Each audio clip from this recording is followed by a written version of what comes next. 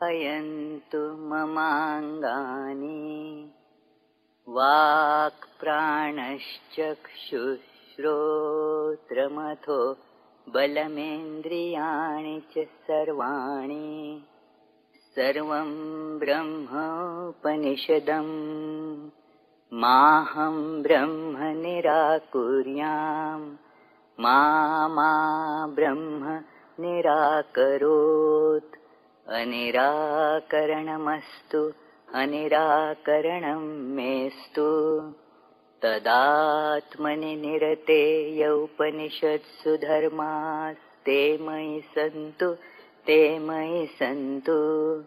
ॐ शान्ति शान्ति शान्तिः।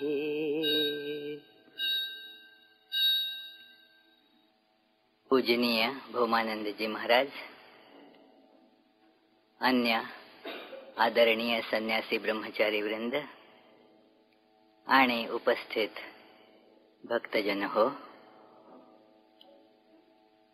स्वामी विवेकानंद अनेक ठिकाणी सांगतात की आपला धर्म जर नीट समजून घ्यायचा असेल तर उपनिषदांकडे आपल्याला वळलं पाहिजे. त्याच्यातून आपल्याला बल प्राप्त होतं आणि जे आपल्याला बलदायी करतं, जे आपल्याला बल देतं, तेच खरं आपल्याला धार्मिक बनवणारं आहे, आध्यात्मिक बनवणारं आहे. ते म्हणतात की ज्याच्यापासून बल प्राप्त होतं त्याचं ग्रहण करा, ज्याच्यामुळे आपण दुबळे बनतो त्याचा विषवत त्याग करा. नाना प्रकारच्या रूढींमध्ये, नाना प्रकारच्या काही प्रादेशिक लोकाचारांमध्ये आपलं धर्मजीवन बद्ध होऊन ते केवळ आता म्हणजे अमुक अमुक काहीतरी नियमाचं पालन करायचं. का करायचं तर आमचे वाडवडील करत होते आणि ते का करत होते तर त्यांचे वाडवडील करत होते म्हणून. तर ह्याच्यात आपला धर्म अडकून बसतो आणि मग त्याचे जे मुख्य तत्व आहेत आणि आपल्या जीवनाशी त्याचा जो संबंध आहे तो तुटून जातो. धर्माचा उपयोग किंवा त्याचं जे मुख्य उद्दिष्ट ते आपल्या स्वस्वरूपाची प्राप्ती करून देणं आणि त्याच्याद्वारे मग आपलं जीवन धन्य करणं हा आहे. आपण कशा रीतीने जगलं असता आपल्याला जे हवं आहे त्याची प्राप्ती होईल हे धर्म आपल्याला दाखवून देतो. उपनिषद आपल्याला दाखवतात की आपण आयुष्यात काय खरोखर इच्छित असतो आणि त्याच्या प्राप्तीचा उपाय काय आहे. काल आपण छांदोग्य उपनिषदातला हा काही भाग बघत होतो की सर्वत्र सर्वव्यापी असं जे अनंत एकमेवाद्वितीय अस्तित्व आहे त्याचीच आपल्याला ओढ आहे आणि त्याच्या अनुभूतीतच आपल्या जीवनाची इतिकर्तव्यता आहे. या किंचितशा लहानशा शरीररूपी तुरुंगामध्ये आपण तडफडत असतो. हा एक तुरुंग आहे शरीरात राहणं. आपण सर्वव्यापी आहोत आणि किती कमी जागेत आपल्याला राहावं लागत आहे बघा. एका छोट्याशा शरीरामध्ये त्या एवढ्याशा अंधार कोठडीत आपल्याला राहावं लागत आहे. इतकंच नाही तर त्यात आनंद मानायलाही शिकवलं जात आहे की तुम्ही मुक्त होण्याची धडपड सुद्धा करू नका, इथेच आनंद माना. आणि लोकांना आपल्याला भय पण वाटतं त्याचं. काल प्रवचनानंतर कुणाशी तिथे गप्पा सुरू होत्या तर म्हणाले की फार कठीण वाटतं बुवा हे. कठीण वाटतं कारण ह्या अंधार कोठडीची आपल्याला सवय झालेली आहे आणि त्याच्यातून आपली जर सुटका झाली, भीती वाटते हो, सुटका व्हायची भीती वाटते. या तुरुंगातनं सुटका व्हायची भीती वाटते. म्हणजे काय, माझी हक्काची ही जी खोली आहे ती जाईल ना. तुरुंग म्हणजे मला एक आता घर मिळालेलं आहे, छोटंसं का असे ना राहायला घर मिळालेलं आहे. जर माझी सुटका झाली तर हा माझा तुरुंगही संपला, म्हणजे माझं काहीतरी नुकसान होत आहे असं वाटतं. मुक्ती मिळाल्यामुळे माझं काही नुकसान होत आहे असं वाटतं. आपल्या ह्या क्षुद्र अशा या देहबुद्धीला मीपणाला चिकटून बसल्यामुळे आपल्याला ह्या आपल्या अनंत विस्ताराची कल्पना देखील करणं कठीण जातं. आणि म्हणून जेव्हा सांगितलं ऋषींनी तिथे हे अरुणी आपला पुत्र श्वेतकेतू या संवादाच्या माध्यमातून आपल्याला हे ज्ञान मिळत आहे. तो सांगतो श्वेतकेतूला की बघ, सर्व काही प्रारंभी हे सत आहे, एकमेवा द्वितीयम. सत एव सौम्य, हे सौम्य.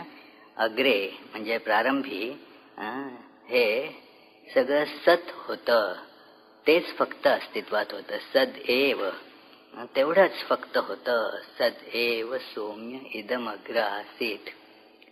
आणि मग काय झालं? मग म्हणजे त्याच्यात काही कालाचं व्यवधान घडलं असं नाही, कुठलाही कार्यकारण संबंध तिथे उपस्थित झाला असं नाही. ते एकमेवा द्वितीय अज्ञानामुळे अनेक दिसू लागलं. त्याची काही अनेकात परिणती झाली असं नव्हे. जसं आपण सिनेमा बघतो तर सिनेमा सुरू व्हायच्या आधी प्रारंभी काय होता? तिथे पडदा होता. आपण समोर बसलो होतो, सिनेमा सुरू व्हायचा आहे. समोर काय आहे? पडदा आहे. आता त्याच्यावरती सिनेमा सुरू झाला, चित्र दिसू लागली. म्हणजे काय खरोखर आहे तिथे? चित्र दिसत असताना देखील पडदाच आहे. तिथे काही त्या पडद्यात काही बदल झाला का? पडद्यात काहीही बदल झालेला नाही. पडदा तसाच आहे, तोच पडदा. आता पडदा म्हणून त्याच्या खऱ्या स्वरूपात न बघता आपण तिथे त्या चित्र म्हणून तोच पडदा बघत आहोत. आणि पडदाच शेवटी राहतो. सिनेमा संपला की त्या सिनेमाचा काहीही यत्किंचितही परिणाम न होता तो पडदा तसाच राहतो. सिनेमात खूप रक्तपात, आपण युद्ध बघितलं, परंतु त्या पडद्यावरती नंतर रक्ताचा एखादा डाग शिल्लक राहिला असं झालं का? नाही, काही नाही. तिथे मोठी आग लागली. आम्ही एक सिनेमा बघितला होता कॉलेजात असताना, टॉवरिंग इन्फर्नो म्हणून. इतकी आग दाखवली, परंतु ते नंतर सिनेमा संपल्यानंतर पडदा तो काही जळाला नाही, तो जसा तसाच होता. तर तिथे ह्या सत्यावरती अजिबात तिथे काहीही परिवर्तन न होता ते सत्य तसंच्या तसंच असून देखील अनेक जणू काही झाल्यासारखं वाटतं. त्यात काही कार्यकारण संबंध नाही आहे. असं का होतं? नाही सांगता येत. केव्हा होतं? नाही सांगता येत. कारण हे जे कारण आणि कार्य यांचा जो संबंध आहे तो ह्या सृष्टीमध्ये आहे, अनेकत्वात आहे. एकत्वामध्ये कार्यकारण संबंध संभवतच नाही. तिथे एकच असल्यामुळे आता कार्य काय कारण काय असा हे भेद संभवत नाही. शिवाय तिथे काळाचं व्यवधान पण नाही की आधी असं नंतर मग तसं. इथे जे अगोदर म्हटलेलं आहे ते केवळ आपल्या ह्या अज्ञानाच्या तुलनेत म्हटलेलं आहे, त्याच्या आधी एवढंच. तिथे वास्तविक काळाची कल्पना तिथे नाही. आणि म्हणून तिथे कार्यकारण संबंध नाही. असं नव्हे की आधी असं होतं नंतर मग असं तयार केलं गेलं. असं नाही की आधी तिथे माती होती, मग मातीतून त्याचे नाना आकार निर्माण केले गेले, घट इत्यादी निर्माण झाले. तर तसं तिथे जसं काय की काहीतरी कृती करण्यात आली. तिथे कुंभार होता, मग त्या कुंभाराने त्या मातीला आकार दिला, चाकावरती लावलं आणि सगळं अशा प्रकारे त्याचे ते मातीचे घट झाले. एक दृष्टांत म्हणून इथे दाखवला, पण तो काही अक्षरिक अर्थाने घ्यायचा नाही की माती आणि घट, त्यात जशी मातीच सत्य आहे, आकार नामरूप फक्त त्याच्यातनं आपल्याला वाटतं की ते घट इत्यादी झालेले आहेत म्हणून तो फक्त मातीला दिलेला आकार आहे. तर मातीला दिलेल्या त्या आकारामुळे आणि नामामुळे वाचारंभणम विकारो नामधेय मृत्तिका इत्येव सत्यम. तर ती मातीच खरी आहे. त्याचे घट झाले तरी ती मातीच असते. तिथे समजा इथे शंकराचार्यांनी एक उदाहरण दिलं आहे भाष्यामध्ये की कोणी रस्त्यावरनं जात आहे, दिसलं की मातीचा एक मोठा ढीग एका कुंभाराच्या त्या अंगणामध्ये पडलेला आहे. तो मग तिकडनं पुढे गेला, गावात आपलं काम आटोपून परत आला आणि मग संध्याकाळी त्यांनी बघितलं की तिथे सगळी तो मातीचा ढीग नाहीसा झालेला आहे. तिथे मडकी आहेत सगळी. आता ही मडकी म्हणजे काय आहे? तो मातीचा ढीग कुठे गेला?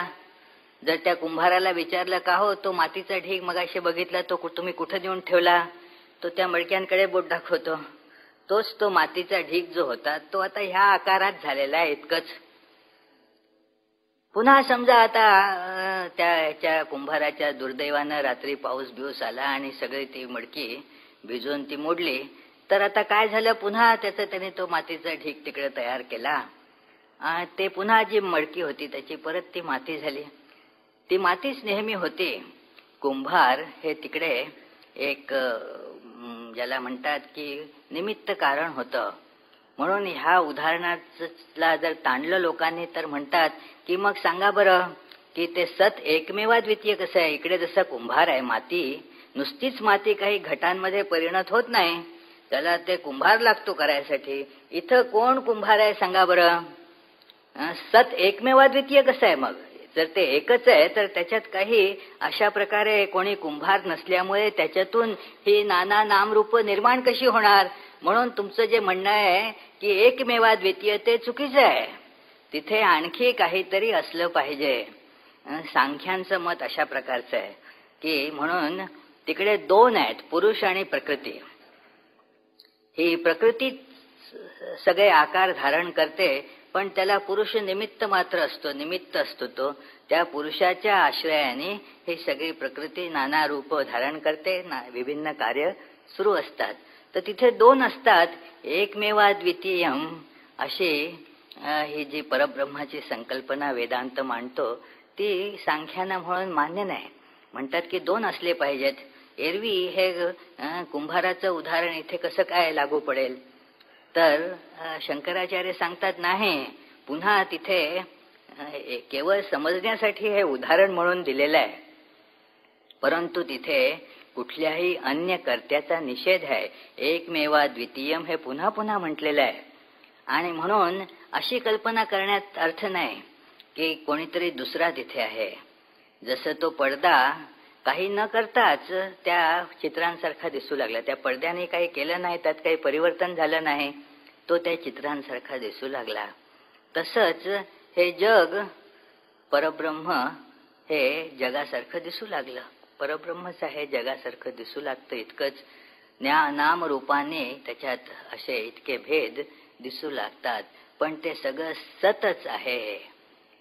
आणि काही लोक म्हणतात की ते सत नाही तर ते मुळात असत आहे. या असतातून हे सगळं निर्माण झालं, नाना नाम रूप निर्माण झाली. मुळात ते काहीच नव्हतं, काही नाही मधून काहीतरी संभवलं तिथे. म्हणून हे ऋषी विचारतात, म्हणतात की हे सौम्य, हे श्वेतकेतू, सांग बरं असं कसं शक्य आहे? असतातून काही नाही मधून काहीतरीची उत्पत्ती कशी शक्य आहे? हे शक्य नाही. काहीतरी आहे तिथे, सत आहे. त्या सतचेच हे नाना नामरूपांनी बनलेले असे विकार आहेत. हे अज्ञान आहे. विकार सांगण्याचं कारण असं की तिथे खरोखर काहीतरी त्याच्यात विकार झालेला आहे असं नव्हे, तर तुमच्या दृष्टीत बदल झालेला आहे, तुमच्या बोधात बदल झालेला आहे. तो बोधातला बदल तिकडे दिसतो. बघा आपलं सुद्धा सगळं वागणं बोधात बदल झाला की बदलतं. समजा कोणीतरी आपला सरळ सहज रस्त्यात मनुष्य भेटला की आणि काय ओळख देख नाही, काही नाही, आपलं आपण तसंच त्याच्याबरोबर चालतोय आणि सहज बोलता बोलता निघालं की मी ज्या कंपनीत काम करतोय त्या कंपनीचाच तो बॉस आहे, की लगेच वागणं बदलून जातं. काय झालं? आता काहीच फरक नाही पडला, बोध बदलला, त्याबरोबर व्यवहार बदलला. बोध बदलल्याबरोबर व्यवहार बदलून गेला. आणि नाहीतर तसाच व्यवहार सुरू होता. मी एकदा जात होतो प्रवासात, विमानात, तिथे अमेरिकेत जाताना एक जण आले माझ्याजवळ. ते तुम्ही ते रामकृष्ण मिशनशी संबंधित संन्यासी आहात का? हो म्हटल्याबरोबर लगेच व्यवहार बदलला. काय झालं? बोध तसा निर्माण झाला. तर तोपर्यंत व्यवहार एक प्रकारचा आहे. बोध बदलल्याबरोबर आपलं जीवन बदलतं आपलं. म्हणून जेव्हा हा सत्याचा बोध आत येतो की मीच सर्व काही आहे, तर त्याबरोबर व्यवहार बदलतो. आता मग मला काहीतरी हवं हा बोध राहू शकत नाही, कारण तो ह्या मीच सर्व काही आहे, मी परब्रह्म आहे, मीच ते सत सर्वव्यापी एकमेवा द्वितीय तत्व मीच आहे, हा बोध असला तर आता मला काहीतरी हवं असणं कसं शक्य आहे? त्याच्यामध्ये त्याला वाव नाही आहे. म्हणून हा जो सत्याचा बोध आहे तो आता हे ऋषी आरुणी आपल्या पुत्राला देत आहेत की बघ, ह्या आधी असत होतं असं म्हणणं काही योग्य नाही. ह्या असतातून काही सत निर्माण होत नाही, सतमधनंच सर्व काही निर्माण होतं. जे असत्वादी आहेत ते म्हणतात खरोखर काहीच नाही आहे हो, खरोखर अस्तित्व म्हणून काही नाहीच आहे, उगीच सगळंच आभास आहे. आणि कधी कधी त्यांचं सांगणं वेदांतासारखं वाटूही लागतं, कारण वेदांतामध्ये आपण अनेक ठिकाणी उपनिषदांमध्ये या नामरूपांचा निषेध बघतो की ते खरोखर नाहीच आहे. आणि म्हणून वाटतं की हे जे म्हणतात की खरोखर काहीच अस्तित्वात नाही, सगळाच आभास आहे हो, काहीच खरं नाही. उदाहरण दिलं जातं की जसं तुम्ही एखादी मशाल फिरवली तर एक वर्तुळाकार चक्र असं दिसतं प्रकाशाचं, तर त्याच्यामध्ये जसं ते दिसणारं चक्र हा सगळा आभासच आहे, तो काही खरा नाही. तसंच ही नुसती बदलांची परंपरा इथे दिसत असते आणि त्यांच्या अनुवृत्तीनं एक प्रकारचा भास निर्माण होतो. आपल्याला जे दिसत असतं ह्या आपल्या व्यवहारांमध्ये जी आपल्याला सलगतेची जाणीव होत असते, ती सलगतेची जाणीव ही खरोखर जर आपण विश्लेषण केलं तर चुकीची आहे. बऱ्याच आधी झेनो म्हणून एक जण ग्रीक तत्वज्ञ होता, त्याने दाखवून दिलेलं आहे की कसं ह्याच्यावरनं आपल्याला कॉन्ट्राडिक्शन, कसा विरोध निर्माण होतो. असं जर मानलं आपण की सगळं सलग आहे, तिथे आपल्या ह्याच्यामध्ये जाणीवेमध्ये जसं वाटतं आपल्याला की ह्या हात म्हणजे काय, अगदी सगळा सलग आहे. जर सगळं सलग मानलं तर कसा विरोध उत्पन्न होतो त्याने छान दाखवलेला आहे. अनेक उदाहरणं देऊन त्याचा हा झेनोस पॅराडॉक्स हा स्पष्ट करण्यात येतो. म्हटलेलं आहे की बघा, समजा तुम्हाला आता 1 मैल जायचं आहे. अगदी साध्या ह्याच्यात उदाहरण देतो की 1 मैल जायचं आहे किंवा अगदी बाजूच्या ह्या अनुबंध सोसायटीत जायचं आहे. समजा जाता येईल की नाही? जाता येतं का? हो की नाही? हो, जाता येतं, हे सगळ्यांचा अनुभव आहे, आपल्याला जाता येतं. पण आता बघा, तुम्ही विचार केला तर असं सिद्ध होईल की तुम्हाला जाता येणार नाही. कारण तितकं समजा जे काय ते अर्धा मैल अंतर असलं तर ते अर्धा मैल जायसाठी तुम्हाला पाव मैल जावंच लागेल की नाही? पाव मैल जाणं भाग आहे अर्धा मैल जाण्यासाठी, आणि पाव मैल जायसाठी सुद्धा त्याच्या निम्म जाणं भाग आहे की नाही? म्हणजे काय, तुम्हाला 1 इंच जरी ही जर तुम्ही हा तर्क पुढे चालवला तर तुम्हाला 1 इंच जायचं म्हटलं म्हणजे सुद्धा अर्धा इंच जावंच लागणार आहे की नाही? अर्धा इंच जायचं म्हटलं म्हणजे पाव इंच जावंच लागणार आहे की नाही? आणि अशा रीतीने म्हणजे तुम्ही जर बघितलं तर त्याच्या अनंत त्याच्या हे पायऱ्या होतील. म्हणजे काय, प्रॅक्टिकली व्यवहार्यतः तुम्ही कुठे जाऊच शकणार नाही कधी, आणि तरीही आपण जातो. याचा अर्थ काय की जर आपण जाऊ शकतो हे व्यावहारिक सत्य आहे, हा अनुभव आहे, ह्याला काही नाकारता येत नाही. आपण जात असतो हे अगदी फॅक्ट आहे, तथ्य आहे, ते काही नाकारण्यात अर्थ नाही. परंतु जर आपण सगळं हे सलग आहे, कंटिन्युअस आहे असं मानलं तर मग याला छेद जातो. म्हणून जरी सगळं हे कंटिन्युअस सलग दिसत असलं तरी देखील हे सलग नाही, ह्याच्यात तुकडे आहेत. तुम्ही म्हणता की हो मला अर्धा इंच, तुम्ही म्हणता तसं जायची गरजच पडत नाही हो. मी अर्धा इंच पाव इंच वगैरे जात नाही, मी एकदम 3 फुटाची उडी मारतो. मला अर्धा इंच कुठे जातो मी, अर्धा इंच जायचं कामच नसतं मला. पण जर सगळं सलग मानलं तर मग हा तिथे प्रसंग निर्माण होतो. म्हणून हा अनवस्था प्रसंग टाळण्यासाठी म्हणून म्हटलेलं आहे की तुम्हाला जे जसं दिसतं की सगळं काही सलग आहे ते काही खरोखर तसं सलग नाही. हे म्हणून दाखवतात की सगळं सत आहे वगैरे काही नाही, सगळी ती मालिका आहे, अशीच भ्रमांची मालिका आहे. आणि एका भ्रमाने तुम्ही दुसरा भ्रम पुष्ट करता एवढंच. एका भ्रमाला प्रमाण म्हणून दुसरा भ्रम देता, वास्तविक यातलं काहीच खरं नाही.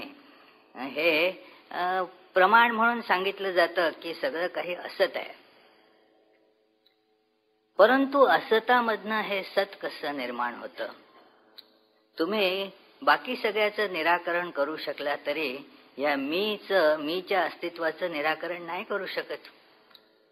आणि आपल्या सगळ्या अनुभवांचा शेवट नेहमी सतमध्ये होतो बघा. आहे असाच आपल्या अनुभूतीचा शेवट होत असतो. हे जिथे म्हटलं जातं की अमुक एक नाही, तिथे सुद्धा अमुक एक हे अस्तित्व दर्शवणारा शब्द आहे. हा अमुक एक नाही असं म्हणावं लागतं. सगळं काही त्याची परिणती आहे ह्या अनुभवातच होत असते.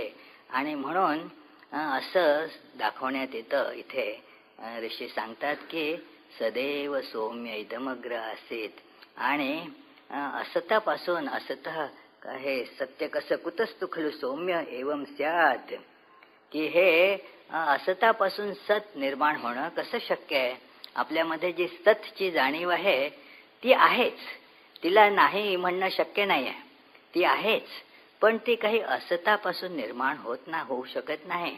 हा अगदी फार महत्वाचा असा सिद्धांत इथे सांगितलेला आहे की हे सगळं आहे, हे सगळं खरं आहे, सत्य आहे, हे सगळी सत्याचीच अनुवृत्ती आहे. इथे फक्त का बरं इथे हे ज्याला तुम्ही सत म्हणता ते असत होतं? कारण तुम्ही इथे नामरूपांना धरता आहात. म्हणून असं ऋषी आपल्याला सांगतात की नामरूप ही संपतात, येतात आणि जातात, परंतु त्यांच्यामधनं जी सत्याची सतत अनुवृत्ती सुरू आहे तिला मात्र काही आघात पोचत नाही.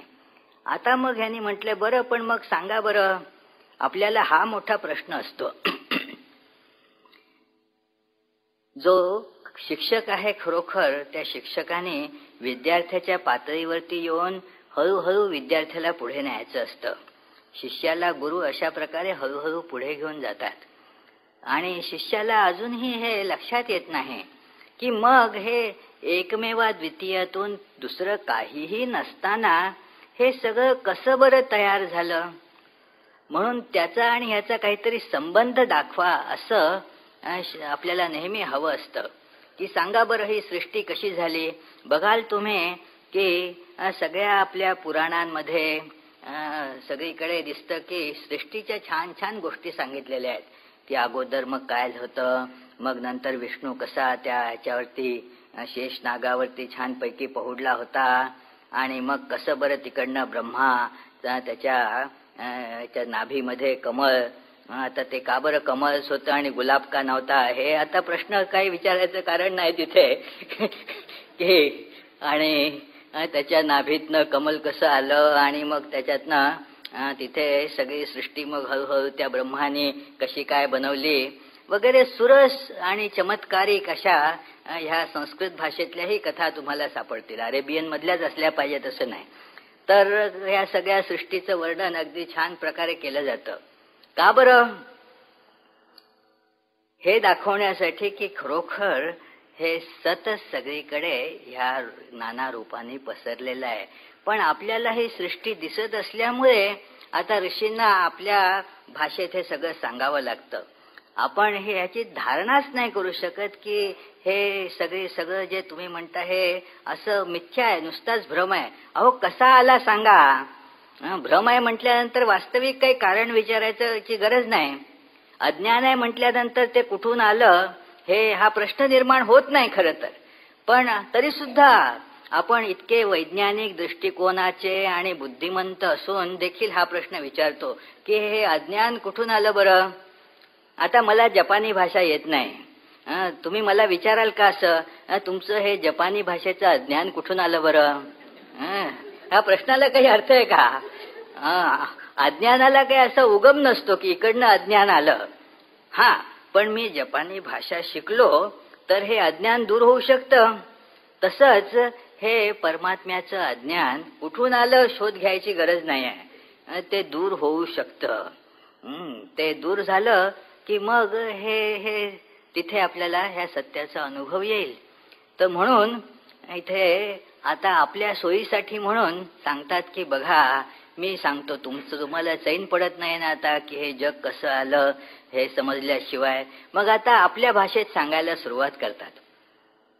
आपल्याकडे कसं असतं की काहीतरी कोणीतरी करतं आणि ते करण्यासाठी म्हणून पहिली पायरी कुठली असते की मनात असा विचार, अशी संकल्पना येते की हे असं केलं पाहिजे.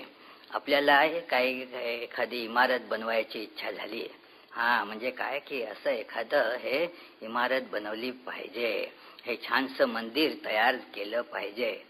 पहिलं स्फुरण काय आहे की कल्पना, असं चिंतन आलं मनामध्ये की हे असं करायला पाहिजे.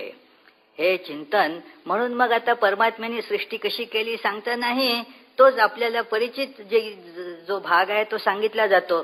बघा त्या ऋषींच्या दृष्टीने ही समस्या कशी आहे बघा. शिक्षकासाठीची ही समस्या लक्षात घ्या.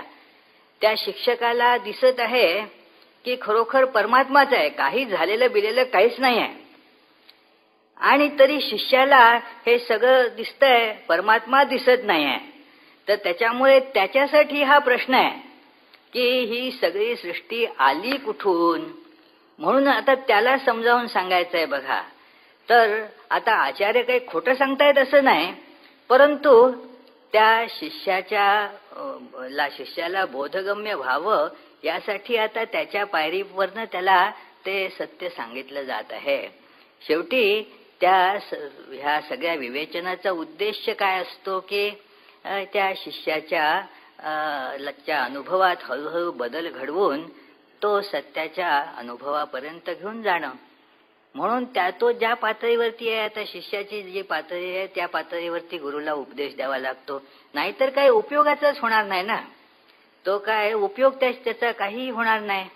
म्हणून ते जसं एक उदाहरण सांगतात की याच्यात प्राध्यापक शिकवत होते आणि ते एका विद्यार्थ्याने हात वर करून म्हटलं की हे बघा काय मला काही कळत नाही आहे, समजत नाही आहे.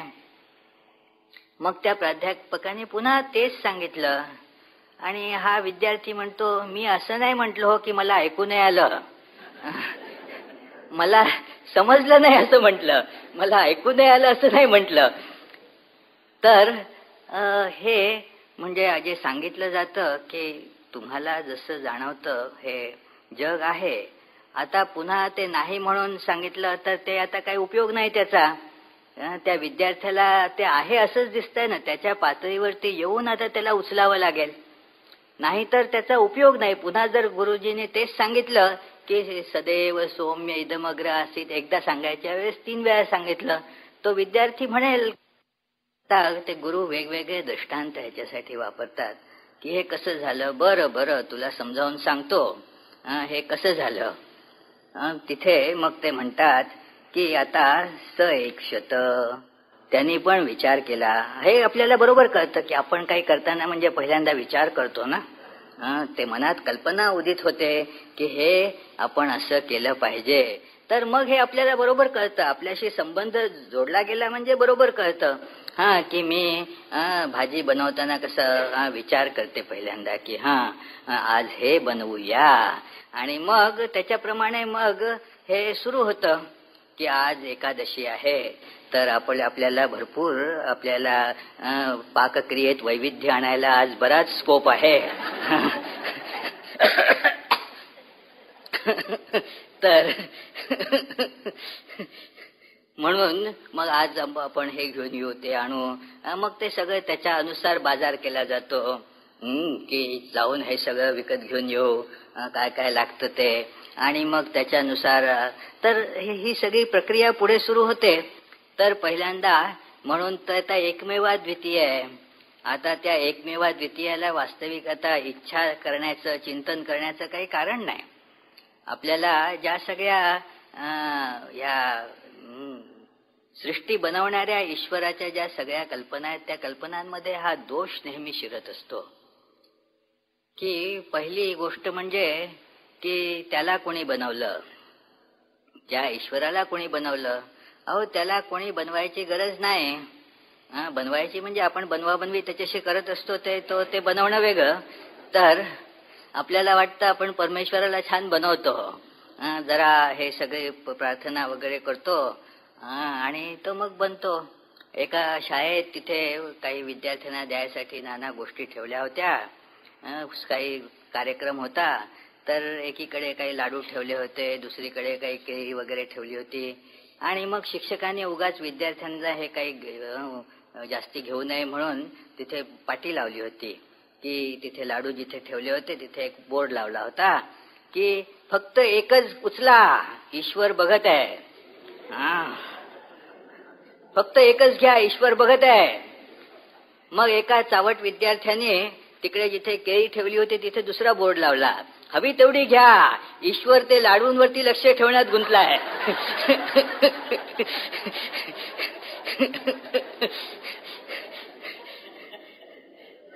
तर आपल्या कल्पनेप्रमाणेच आपली ती ईश्वराची पण कल्पना असते की एका वेळेस एका ठिकाणी लक्ष देऊ बुवा, किती ठिकाणी लक्ष देणार आहे. तर म्हणून जर असं म्हटलं की ईश्वराने ही सृष्टी अशी बनवली, तर मग त्याच्या अगोदर काय होतं? अगोदर काही नव्हतं, तो आपोआपच बनला. मग जर तो आपोआपच बनू शकला तर बाकी सगळं आपोआप का नाही बनू शकलं? जर कारणाचाच विचार केला तर त्याला जर काही कारण लागत नाही तर मग ह्याला कशाला कारण पाहिजे? काहीतरी त्याची काहीतरी मीमांसा दिली पाहिजे ना. बरं, ते झालं. त्याने कसं बनवलं सांगा? तुम्ही म्हणता मग त्याने त्याच्या मनात इच्छा उत्पन्न झाली, त्याने चिंतन केलं. आता चिंतन करायसाठी एक विषय लागतो जो आधीचाच चिंतन करायच्या आधी अस्तित्वात असला पाहिजे ना. त्याची काहीतरी कल्पना व्हायसाठी तो विषय म्हणून असला पाहिजे. तर म्हणजे तो आधीच होता म्हटलं पाहिजे तुम्हाला, तो ईश्वराने बनवलेला नाही. तर ती गोष्ट आधीचीच अस्तित्वात असली पाहिजे. तिसरी आणखी त्याच्यात अडचण अशी निर्माण होते की म्हणजे तो परिपूर्ण नाही आहे, त्याला कशाची तरी गरज आहे. जर गरज नसती तर तुम्ही बनवलं असतं का? गरज आहे म्हणून बनवलं जातं, त्या गरजेच्या पूर्तीसाठी म्हणून काहीतरी बनवलं करण्यात येतं. आणि जर गरज नसेल तर कशाला करायला जाईल? ज्या अर्थी त्याने ही सृष्टी बनवली, आधी इच्छा केली, आणि इच्छा म्हणजेच तर अपूर्णत्व काल आपण बघत होतो. तर मग हा जो ईश्वर आहे तो अपूर्ण आहे असा त्याचा अर्थ होतो. शिवाय आणखीन ते मिल वगैरे बऱ्याच तत्वज्ञांचं त्याच्याबद्दल हे असं म्हणणं आहे की असा करता ईश्वर जर आपण मानला तर सृष्टी बनवणारा ईश्वर म्हणजे काय? आता जर समजा हे इमारत झाली आणि त्या इमारतीत नाना दोष आहेत, हे बरोबर नाही, तिकडे गळताय, अमकं हे पडतंय आणि ह्याचा रंगच कसा तरी आहे, तर मग आपण दोष कुणाला देणार? ज्याने बनवलं त्याला. हो की नाही? की काय काम केलंस तू, हे सगळं बरोबर नाही केलं, त्याला दोष जाणार की नाही तो? तर आता ही सृष्टी बनवली, आता हे सगळ्यांनाच मान्य आहे की ह्या सृष्टीत दोष भरपूर आहेत, किती अन्याय आहे, किती दुःख आहे, हे सगळं. मग दोष कुणाचा आहे? त्याचा परमेश्वरावरती दोष आहे. ह्याचा जो करता आहे त्यांनी बनवलेला आहे, तर त्यांनी बनवण्यात चुका केलेल्या आहेत, एवढ्या सगळ्या घोडचुका करून ठेवलेल्या आहेत. अगदी स्वामी विवेकानंदांनी सुद्धा एका ठिकाणी म्हटलं की मला जर ही सृष्टी करायची तर मी जरा बरी केली असती.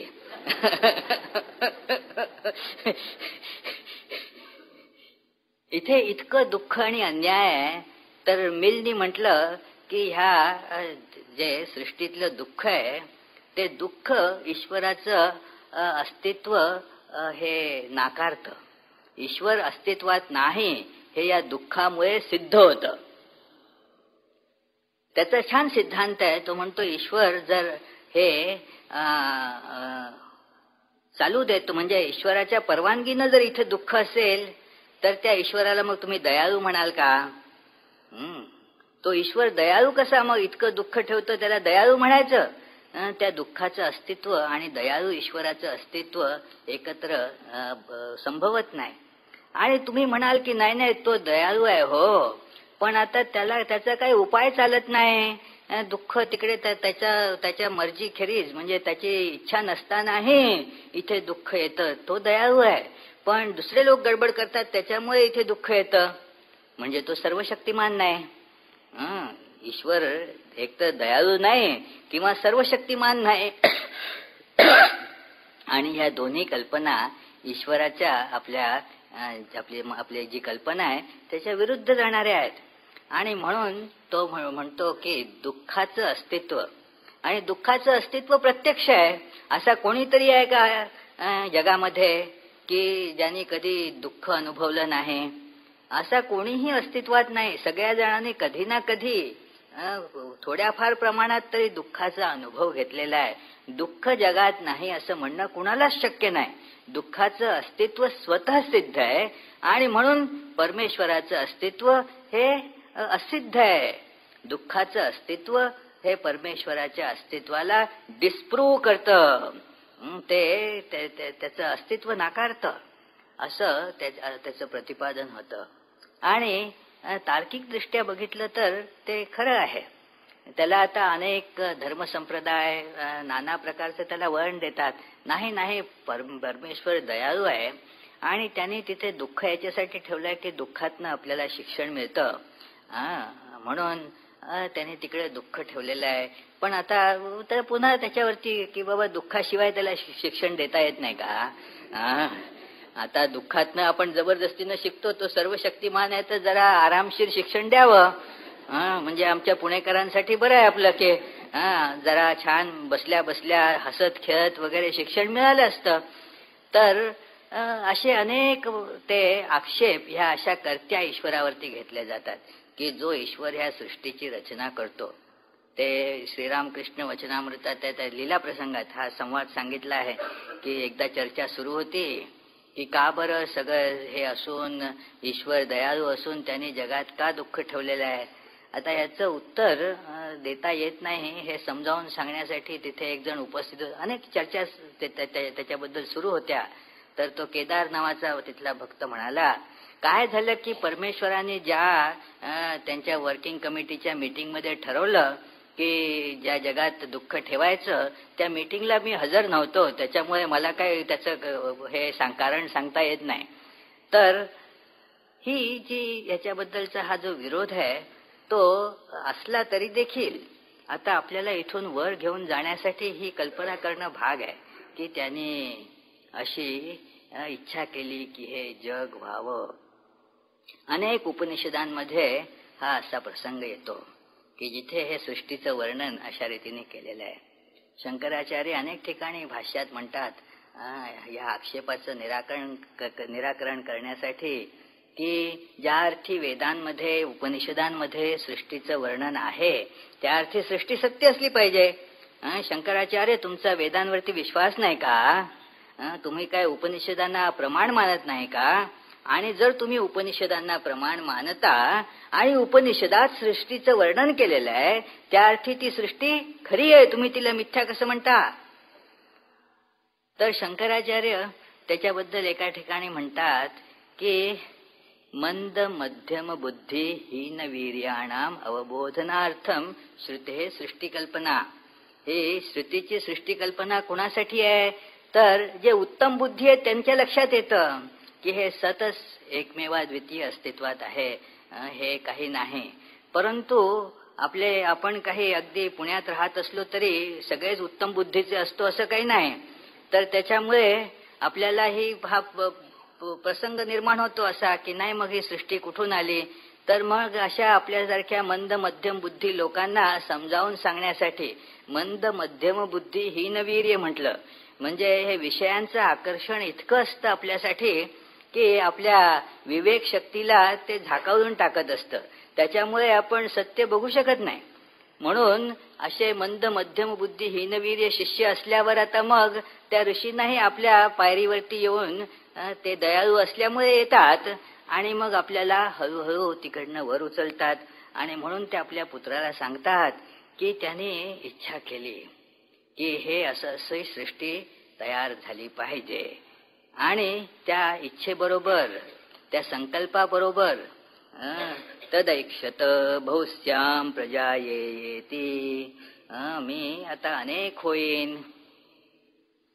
इतर अनेक उपनिषदांमध्ये जसं बृहदारण्यक उपनिषद, तैत्तिरीय उपनिषद, तिथे म्हटलंय, तिथे बृहदारण्यकात की एकाकी न रमते, तिथे त्याला एकटं काही बरं वाटत नाही. हेही आपलं उदाहरण देऊन म्हटलेलं आहे, आपल्याला समजावं म्हणून म्हटलेलं आहे. आपल्याला जसं एकटं असलं तर काय बरं वाटत नाही, कोणीतरी गप्पा मारायला पाहिजे, कोणीतरी खेळायला पाहिजे, कोणीतरी सोबती पाहिजे असं वाटत असतं. इकडे हा फार एक विरोध आहे आपल्या जीवनातला बघा. मधून मधून अरे बापरे, नको बाबा, ह्या गर्दीचा वीट आला अगदी, का जरा शांत एकटं कुठेतरी जाऊन राहावं, एकटं राहावं, काही नकोत ह्या कटकटी सगळ्या, आता एकटं कुठेतरी जाऊन राहावं. आणि एकटं राहायला गेलं की एकलकोंडेपणा जाणवू लागतो, सगळं नुसतं एकटं वाटतं. हो, फार ही एकटेपणाची जाणीव म्हणजे फार प्रॉब्लेम असतो, सायकोलॉजिकल प्रॉब्लेम असतो मोठा. कितीतरी ह्या सायकोलॉजिस्टना ह्या केसेस हाताळाव्या लागतात की खूप एकटं वाटतं, सगळ्या लोकांच्या मध्ये आहे तरी सुद्धा एकटं वाटतं. तर इकडे तर वाटतं की आपण एकटं असलं पाहिजे, आणि तरी एकटं नुसती कल्पना देखील पुष्कळांना सहन होत नाही. अरे बापरे, म्हणजे काय, काही राहणार नाही. तर ह्याला सुद्धा म्हणून एकटं काही कर्मे नाही या परब्रह्माला. आणि म्हणून त्याने जणू इच्छा केली की आता बहु होऊया, आता अनेक होऊया. आणि ह्या इच्छेतून मग काय की प्रयत्न होतो, कष्ट होतात. इच्छा झाली की मनुष्य आता स्वस्थ बसत नाही. इच्छा आपल्याला डायनामिक, गतिमान बनवते बघा. एरवी बिछाण्यात व्यवस्थित पडलेला आहे, जरा थोडीशी इच्छा झाली की नाही जरा अमक्याला भेटून आलं पाहिजे. जोपर्यंत इच्छा नव्हती तोपर्यंत काही गती नव्हती. इच्छा आल्याबरोबर लगेच चला उठला, कपडे बिपडे घातले आणि निघाला, गती आली. एरवी पुष्कळना कंटाळा आलेला असतो, पुष्कळ गोष्टींचं काही काम सांगितलं तर उठत नाहीत. नाही आता काय जाऊ दे ना, मला आता खूप थकून गेलेलो आहे, आता मला त्रास देऊ नका बरं, काय जरा आराम करून पडू द्या. पण त्यांच्या आवडीचं, ज्याच्यात त्यांचं मन रमतं त्या गोष्टीचा कुठे थोडासा वास लागू द्या की लगेच सगळी शक्ती जणू काही एकदम जागी होते. ते मला पुष्कळदा लहानपणी शाळेत जायचा कंटाळा यायचा. ते आणि म्हणून मग मी काहीतरी कारण काढत असे, आई ग आज पोट फारच दुखतंय ग, काय कसं ते शाळेत नाही जात, आज नको न पाठवू होता. आणि आमच्या आईला पण उपाय माहित असे, ते आमच्या आवडीचं काहीतरी त्या मग बनवायला मुद्दाम सुरुवात करायचे. हे बरं ठीक आहे, तुझं पोट दुखतंय, तुला काय खायचं नाही बरं हे सगळं, बैस. मग लगेच मग आता काय, आता तोलून बघत असू की काय आता शाळेत जाणं हे आहे की, कारण आता बरं आहे म्हटल्यावर शाळेत जावं लागेल पहिल्यांदा. तर अशा प्रकारे म्हणजे इच्छा जागृत झाली, एखादी इच्छा आली की त्याच्याप्रमाणे त्या इच्छेला अनुरूप अशी गतिमानता, तेज येतं. म्हणून इथे म्हटलंय की तत् तेजो असृजत, त्या इच्छेमुळे आता तिथे तेज उत्पन्न झालं. आणि मग कष्ट केले की काय होतं, ते तेज जे आहे त्या तेजातून म्हणे जल निर्माण झालं. या तेजातून जल निर्माण झालं म्हणजे असं की तुम्ही मेहनत केली तर घाम येतो ना म्हणे, तर त्यालाही घाम आला म्हणून सगळीकडे आता जल निर्माण झालं. पहिल्यांदा तेज निर्माण झालं आणि मग जल निर्माण झालं. तर ह्या तिथे शंकराचार्यांनी भाष्यात लिहिलंय बरं हे की जल कसं तेजातनं निर्माण झालं, तर तुम्ही जर मेहनत केली तर काय की गरमी निर्माण होते अंगामध्ये, गरमी निर्माण झाली की घाम म्हणजे जल येतं की नाही, तर ते जल त्याला पण असंच ते हे झालं. आता म्हणून जल आलं इथे सृष्टीमध्ये, तेज आलं, जल आलं आणि त्या जलातून मग अन्नाची उत्पत्ती झाली. आपण बघतो की पाणी पाहिजे ना, पाऊस नाही आला तर अन्नाची निर्मिती नाही होत, म्हणून ह्या जलापासून म्हणे अन्नाची निर्मिती झाली. तर अशा रीतीने हे सृष्टी मग त्याने नाना प्रकारे त्रिवृत्करण म्हणतात त्याला. हे समजावून सांगण्याचे विभिन्न प्रकार असतात. कुठे अनेक ठिकाणी वेदांतात पंचीकरण सांगितलं जातं. इथे हे त्रिवृत्करण सांगितलेलं आहे की हे तीनचे मग प्रत्येकाचे पुन्हा आणखीन 3-3 भाग पडत जातात. जसं तिथे 5 पंचभूतांचे मग प्रत्येकी आणखीन 5-5 होत जातात. मग त्याचे आणखीन पंचप्राण आणि ते पंचकोश वगैरे अशा रीतीने पंचीकरण सांगितलं जातं की हे सगळी 5 महाभूत तयार झाली. आता मग पंडित लोकांना काय उद्योग नसतो तर हे 5 बरोबर आहे की 3 बरोबर आहे याच्यावरती चर्चा सुरू होते. की आता पंडित म्हणजे असंच असणार ना की आता काहीतरी खुसपट काढल्याशिवाय काही होत नाही. तुम्हाला ती गोष्ट माहिती आहे ना की ते एक पंडित गेले आणि विचारू लागले एका तिकडे एक ह्याचा बैल शेतात बघितला त्याने. ते घाण्यावरती असं ते तेल काढत होतं आणि त्याच्या गळ्यात एक घंटी लावलेली होती. आणि ह्या पंडितांनी विचारलं त्याला की काय ते घंटी कशाला लावली आहे हो इथं त्या बैलाला. आता तसं म्हटलं तर सहज समजण्यासारखं कारण आहे. तो शेतकरी म्हणाला म्हणजे बैल फिरतो मला कळतं की काही तिथे काही प्रॉब्लेम नाही आहे, ते घंटी वाजत राहते आणि मला माहिती आहे की मग बैल फिरतोय, सगळं व्यवस्थित सुरू आहे. पण आता हे पंडित प्रवर पडले तर काहीतरी प्रश्न काढला पाहिजे का हो. पण म्हणे समजा बैल एका जागीच उभा राहून असं जर डोकं हलवू लागला तर.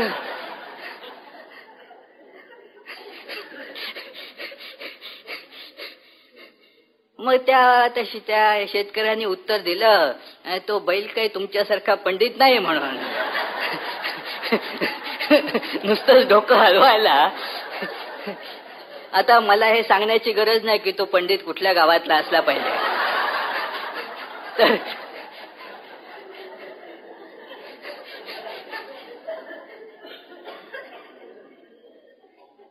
तर हे त्रिवृत्करण आहे की पंचीकरण आहे. अहो आपल्याला समजावून सांगण्यासाठी भाग पाडले जातात. आपण सुद्धा आता शाळा कॉलेजात अध्ययन करतो म्हणजे काय की ज्ञानाचे विविध भाग करतो, त्यांना वेगवेगळी नावं देतो. जसं की नुसते सगळं बाबा हे जीवसृष्टी आहे असं म्हटलं तर ज्ञान नाही होत. पण मग तुम्ही आता तिकडे ते काय बायोलॉजी शिकायला जाणार तर मग त्याचे मग ते 10 फायलम मध्ये त्याला भाग पाडले, मग त्याचे आणखीन काही उपभाग केले, आणखीन काही उपभाग केले, म्हणजे मग छान पुष्कळ ज्ञान झालं असं वाटू लागतं. तर तसंच आता कोणी सोयीसाठी 3 भाग केले, कोणी 5 भाग केले. समजावून सांगण्याच्या विभिन्न पद्धती आहेत. सुरुवातीला जे सांगितलं सगळं एकमेवा द्वितीय आहे, तसं समजता येत असेल तर समजून घ्या. नाहीतर मग आता तुम्हाला भागच पाडायचे असतील तर आता 3 पाडले, 3 पाडून समजतं तर 3 पाडून समजून होऊ द्या, नाहीतर 5 पाडून समजून घ्या, नाहीतर आणखीन जितके पाहिजे तितके पाडून समजून. शेवटी प्रश्न आहे की समजून घ्या की सर्वत्र एकच सत्य विद्यमान आहे. तर म्हणून हे त्याने त्रिवृत्करण केलं आणि मग सांगितलं की कसं हळूहळू. आता मी ह्या सगळ्या विस्तारात जात नाही, हे प्रकरण फार मोठं आहे. आणि तिथे त्यांनी म्हटलं एक गोष्ट फक्त सांगतो की हे विभिन्न जे स्तर आहेत आपल्या व्यक्तिमत्वाचे ते सगळे एकमेकांशी संयुक्त आहेत. आपलं मन, आपलं शरीर आणि आपण जे अन्न ग्रहण करतो ते सगळं वास्तविक अन्नच आहे. ते ह्या अन्नापेक्षा वेगळं नाही. हे त्याने एका प्रसंगातून इथे दाखवून दिलंय की इथे श्वेतकेतू विचारतो अरुणीला, आपल्या पित्याला, की हे काही नीट समजलं नाही. तर आता समजावून सांगण्याची पद्धत जी वापरली आहे ती अशी की त्याला सांगितलं बघ तू आता एक व्रत कर, ते आता आजपासून अन्न खाणं कमी कर. चंद्राच्या जशा कला असतात ना, तर आता पौर्णिमेपासून आता हळूहळू आता चंद्राचा हे आकार लहान लहान जसजसा होत जाईल तसतसं तू आपलं अन्न कमी कमी करत जा. पाणी भरपूर पी, म्हणजे तू मरणार नाहीस. अगदी स्वच्छ सांगितलं त्याने. पाणी भरपूर पी, परंतु अन्न काही ग्रहण करू नकोस. आणि मग बघू तुला ह्या प्रश्नाचं उत्तर समजेल. अशा रीतीनं हळूहळू आता ज्या दिवशी अमावस्या त्या दिवशी मग काही खायचं नाही. मग त्याने त्या अमावस्येच्या दिवशी त्याला काही प्रश्न विचारले आणि हा म्हणाला, काय माझी बुद्धी काय काम करत नाही, काही कळत नाही, काही खाल्लं नाही इतके दिवस. ते एकदा आम्ही प्रवासात जात होतो, तर तिथे ते रेल्वेचा प्रवास होता आणि काय कटकटीचा, पुन्हा ते गाडी लेट झाली आणि काही खायला काही मिळालं नाही, काही नाही. नुसते बसलो होतो आणि एक गृहस्थ माझ्या बरोबर होते आणि त्यांना जरा म्हणजे काय की शारीरिक काही याच्यामुळे वेळेवरती खायला लागत असे, तर काही ऍसिडिटी अमुक होतं आणि ते खायला मिळालं नाही, त्याच्यामुळे फार त्यांना त्रास होत होता. शेवटी एका ठिकाणी काहीतरी कसं बसं म्हणजे मिळालं आणि ते आता इतके भुकेलेले असल्यामुळे ते रुचिकरी खूप होतं, तर आणि ते खाल्लं ते सगळं. आता मला ते त्यांचं वाक्य अजूनही आठवतं. त्याला त्या गोष्टीला मला वाटतं 1984-85 सालची गोष्ट होती ती. तर ते म्हणाले की खाल्ल्यानंतर आता कसं माणसात आल्यासारखं वाटतंय.